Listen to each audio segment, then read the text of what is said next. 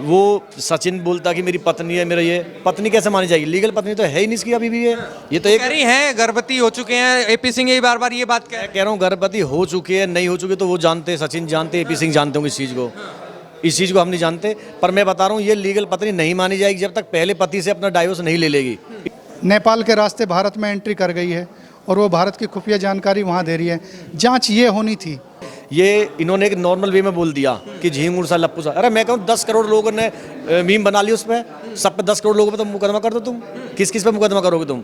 ऐसा कुछ नहीं है, ये तो सिर्फ एक टीआरपी लेने का मामला है जी। कानून के बड़े जानकार हैं, फुर्सत में करते हैं टीआरपी पाने के लिए, तो हम भी यहाँ पूरी तरह से तैयार है। वो कहता है कि सीमा हैदर के लिए ये मेरी बेटी है, बेटी के समान है। एक पाकिस्तान की बेटी तो उनके लिए बेटी समान है, और जो हमारे हिंदुस्तान की हमारी बहन है मिथिलेश भाटी, क्या ये उनकी बेटी के समान नहीं है?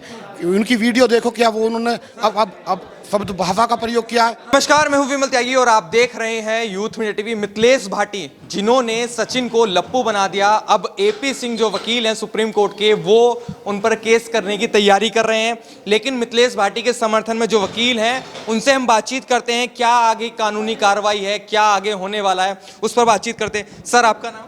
मेरा नाम रजनीश यादव है त्यागी जी। रजनीश जी, क्या आगे की कार्रवाई होने वाली है? क्योंकि एपी सिंह तो मन बना लिया है एपी सिंह जी ने कि अब तो केस करना ही है, क्योंकि उन्होंने सचिन को लप्पू बना दिया। अगर उन्हें केस करना है तो उसका जवाब दिया जाएगा। वो भी स्वतंत्र हैं और हम भी स्वतंत्र हैं।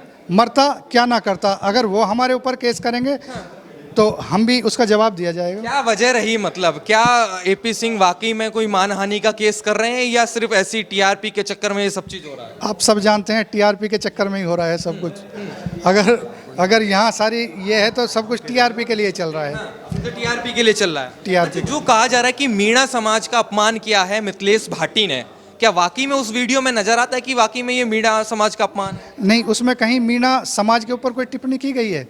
सचिन और सीमा के ऊपर ही तो टिप्पणी है। कहीं मीणा समाज के ऊपर टिप्पणी है तो वो केवल रंगत देना चाह रहे हैं, इस देश में द्वेष फैलाना चाहते हैं, जातीय हिंसा कराना चाहते हैं। यहाँ ये सनातन धर्म को, हिंदू धर्म को जो है तोड़ना चाहते हैं। इसमें कहीं कोई मीणा समाज के ऊपर कुछ नहीं है। ये समाज तरीके, हिंदू समाज जो है तरीके से बिखर जाए, इसके ऊपर ये जो है इस तरह की एक्टिविटी ठीक नहीं है। क्या लगता है जो बात उन्होंने कही, मिथिलेश भाटी ने जो बात कही, क्या वाकई में उस पर मानहानि का जो मुकदमा है वो दर्ज होता है? क्या कानून यही कहता है? क्या प्रथम दृष्टा पहली डेट पे ही उड़ जाएगा और यहाँ अब देखा जाएगा कानून में, क्योंकि वो कानून के बड़े जानकार हैं, फुर्सत में करते हैं टीआरपी पाने के लिए, तो हम भी यहाँ पूरी तरह से तैयार है टीम। हम उनका स्वागत करेंगे, आए और ज़रा अपने सुप्रीम कोर्ट के वकील हैं, डरना चाहिए अब तो? कानून सबके लिए बराबर है, कानून सबके लिए बराबर है। बस टीआरपी किसी को ज़्यादा मिल जाती है, किसी को कम मिल जाती है ना। तो हमने भी बड़े बड़े केस लड़े हैं, ऐसा नहीं है। हमने एक कर्नल साहब को हथकड़ी के मामले में जो है नोएडा की पूरी मीडिया को एडीएम उसमें सस्पेंड हुए थे, वहाँ था जातीय मामला। सीमा जो है वो उनकी बेटी है, बेटी का अपमान क्या है, तो बेटी का अपमान नहीं सहेंगे। शायद उन्हें हर किसी को बेटी बनाने की इच्छा हो जाती है। अभी पीछे जिस बेटी निर्भया के विरुद्ध वो मुकदमा लड़ रहे थे, वो भी उनकी बेटी थी, वो भी किसी की बहन थी, बेटी थी। अगर आप महिलाओं का इतना सम्मान करते हैं तो उसमें जो है दोषी लोगों को आपने डिफेंड किया। इस बात की भी चर्चा है कि आज पाकिस्तान से आई बेटी का साथ दे रहे हैं, और यहीं जो भारत की रहने वाली मिथिलेश भाटी हैं उनके विरोध में खड़े हैं, उन पर केस दर्ज करने की बात कर रहे हैं। हाँ, टीआरपी नहीं मिलती ना। अगर मिथिलेश भाटी के साथ खड़े होते तो टीआरपी नहीं मिलती। अब इस तरह से वो टीआरपी पा रहे हैं और मुद्दे को मतलब और बड़ा करना चाह रहे हैं कि मुद्दा कुछ और होना चाहिए था, इसी मुद्दे पे लगे हुए हैं। देखिए, ये कोई मुद्दा नहीं था, ये केवल एक देश के साथ साजिश का मामला था।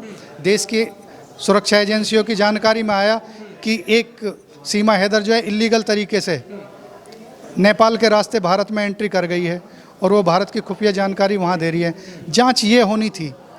यहाँ मीडिया ने बनाया तो लोगों के व्यूज़ लिए, तो व्यूज़ में हर आदमी इस बारे में चिंतित था और इसीलिए सीमा हैदर हाईलाइटेड हुई, क्योंकि वो एक हमारे विरोधी देश की महिला थी, पाकिस्तान की थी, क्योंकि हमारे चीन और पाकिस्तान से ही हमारे देश की जो है मेन सुरक्षा को खतरा है। तो कहीं ना कहीं सीमा हैदर को इसी उस पर देखा जा रहा था कि भाई ये खुफिया एजेंसी की एजेंट है। इसी मामले में ये हाईलाइट हुआ। अगर मिथिलेश भाटी ने जो है इस बात को रख दिया है कि भाई इसको किस तरह से ये प्रेम जाल में फंसी है, तो हर आदमी की शंकाएं थी, हर आदमी के दिमाग में था कि भाई ये किस तरह से आई है। तो इस पर कोई गलत तो कहा नहीं है मिथिलेश भाटी ने। आपको किस तरह कानून क्या कहता है जो एपी सिंह बात कर रहे हैं, क्या वो सच होने वाला है, केस होने वाला है? इस तरह का कोई केस नहीं होने वाला है। वो सिर्फ टीआरपीएफ बनाना चाहता है। वो कहता है कि सीमा हैदर के लिए ये मेरी बेटी है, बेटी के समान है। एक पाकिस्तान की बेटी तो उनके लिए बेटी समान है, और जो हमारे हिंदुस्तान की हमारी बहन है मिथिलेश भाटी, क्या ये उनकी बेटी के समान नहीं है? उनकी वीडियो देखो, क्या वो उन्होंने अब शब्द भाषा का प्रयोग किया है? एक अधिवक्ता होते हुए, सुप्रीम कोर्ट के अधिवक्ता होते हुए उन्होंने अभद्र भाषा का प्रयोग किया। ये भी तो हमारे देश की बेटी है। इसके लिए तो उन्होंने गंदा नहीं बोलना चाहिए।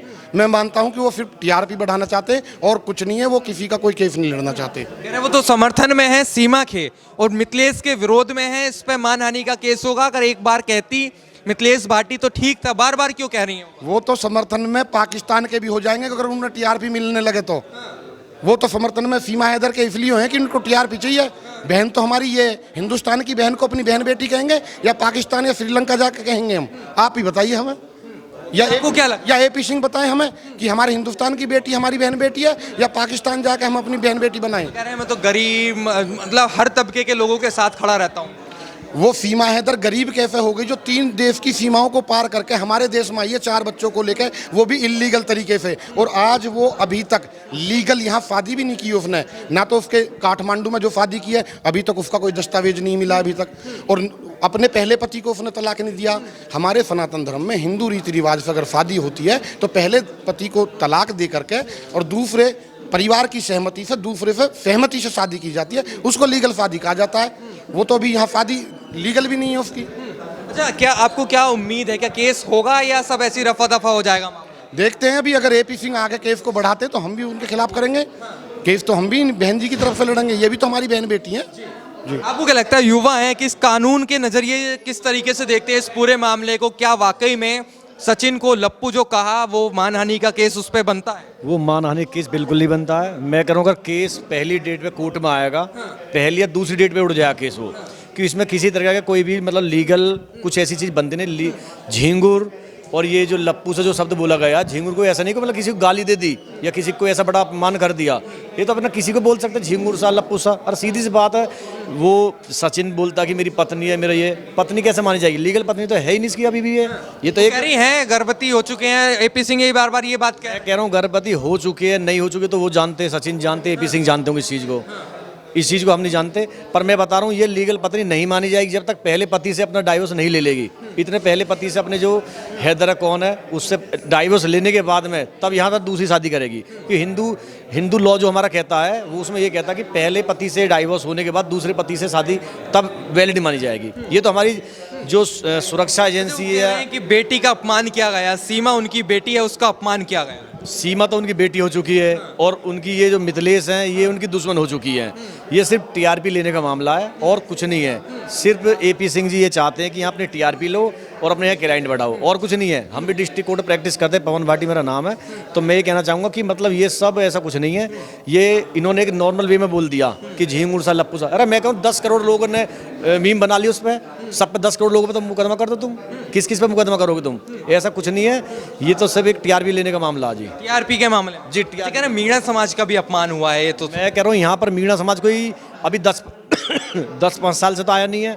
ठाकुर समाज, मीणा समाज और गुर्जर समाज, यादव समाज, पंडित समाज, ये तो करीब मैं कह रहा हूँ 100 साल से एक साथ रह रहे हैं और इनमें आज तक किसी तरह की कोई भी मतलब कोई लड़ाई झगड़ा कुछ भी नहीं हो पाया। ये तो सिर्फ ये कि सनातन धर्म को एक तोड़ने का मरोड़ने का काम किया जा रहा है। एक राजनीति की जा रही है, अपनी राजनीति चमकाने के लिए। तुम सुप्रीम कोर्ट से आके कह रहे हो कि मैं यहाँ फ्री लड़ता हूँ केस। क्या तुम सभी केसों को फ्री लड़ते हो? मैं तो ये कह रहा हूँ अगर तुम केस फ्री लड़ते हो तो सभी केस को फ्री लड़ो तुम। हम भी एडवोकेट है, फीस लेते हैं, पर इस केस को हम भी फ्री में लड़ेंगे। आप कह रहे हो कि मैं केस को फ्री लड़ता हूँ। अरे तुम टीआरपी लेने के लिए यहाँ पर आए हो सीधा सीधा, बिल्कुल ऐसा नहीं कि तुम मतलब कि यहाँ पर तुम एक इनकी मदद करने के लिए आए हो कि अपनी टीआरपी ले लिया आपने सोशल मीडिया पे, न्यूज़ चैनलों पे और अपने कुछ लोग इस बात को भी कह रहे हैं, जैसे वकील साहब ने भी कहा था कि निर्भया भी तो बेटी थी, इस देश की बेटी, उसके तो विरोध में जाके खड़े हो। बिल्कुल नहीं। देखो ये तो वकीलों का देखो काम है। एक तरफ पक्ष में एक तरफ विपक्ष में, ये तो कोई इतनी बड़ी बात नहीं है कि चलो कोई दिक्कत नहीं, मान सकता हूँ इस चीज़ के लिए तो। पर यह तो ये बताना चाहूँगा कि ये एक टीआरपी का मामला है और टीआरपी अपनी लूट ली उन्होंने यहाँ पर कर दी है और ये इनका अपमान करा जा रहा है। और मैं कह रहा हूँ इनके लिए एक वीडियो देख रहा था, उसमें ये कह रहे कि उसमें ये कहा जा रहा है कि मिथिलेश के लिए, अरे उसमें क्वालिटी है सचिन के लिए बोल रहे हैं, उसकी मर्दानगी देखिए, उसका ये देखिए। अरे तुम वैद हो, तुम क्या हो जो उसकी मतलब मर्दानगी जचवा रहे हो? तुम एक एडवोकेट हो, तुम एक मर्यादा में बोलो, तुम किसी एक महिला की तुम अपमान करो। तुम तो कह रहे हैं मर्दानगी चेक करिए, वो तो सीधे मैं कह रहा हूँ वो मैंने खुद ने देखी है, मुझे तो देख के कुछ शर्मिंदगी हो रही है कि एक एडवोकेट समाज में, एक वकील समाज में इसका मैं कह रहा हूँ मैं खुद विरोध करता हूँ। खुद वो एक महिला के लिए जो एक भारतीय नागरिक है, मतलब अपने भारत की महिला है, उसका एक अपमान कर रहे हैं कि मर्दानगी चेक करो। अरे तुम्हारी बहन बेटी हैं, ये मिथिलेश भी तुम्हारी बहन बेटी होगी, तुम तो इससे एज में बड़े ही हो काफ़ी, आपको तो ये शब्द बोलने चाहिए। मैं कह रहा हूँ आप एक एडवोकेट होकर ये शब्दों का यूज कर रहे हो, ये तो आप एक शर्मिंदगी की बात है, ये आप एक अपमान की बात है, बहुत गलत कर रहे हो आप इस चीज़। तो क्या लगता है मिथिलेश भाटी को कोई डर में दबाव में कोई नहीं रहना चाहिए? मैं कह रहा हूँ मिथिलेश भाटी को बिल्कुल डरना नहीं चाहिए, पहली बात तो डर नहीं रही है।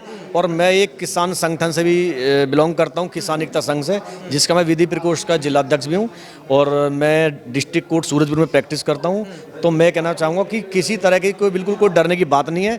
जो उनका जवाब आएगा, जो उनका क्या बोलते हैं लीगल नोटिस बता रहे हैं, उसका जवाब देने के लिए हम तैयार हैं। उसका हम 2 घंटे के अंदर जवाब बना के उनको भेज देंगे। तो जवाब देने के लिए तैयार हैं जो मिथिलेश भाटी हैं, उनके समर्थन में ये वकील थे जिन्होंने कहा कि उस पर कोई केस नहीं बनता है। आप क्या सोचते हैं इस पूरी खबर के बारे में, जरूर बताएं। धन्यवाद।